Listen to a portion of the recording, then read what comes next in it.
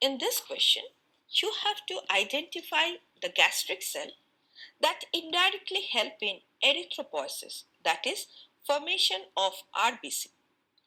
Option A, chief cells.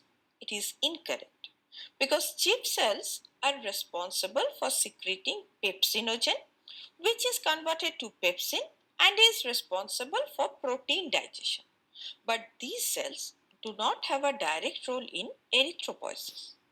Option B, mucus cells. It is also incorrect because mucus cells secrete mucus, which protects the lining of the stomach from the acidic environment, but they do not play a role in erythropoiesis. Option C, parietal cell. Now, parietal cell secretes hydrochloric acid and intrinsic factor.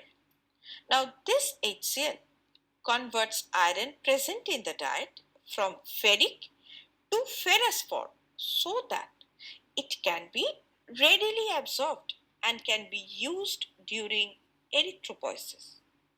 And the intrinsic factor is very important for the absorption of vitamin B12 from the small intestine.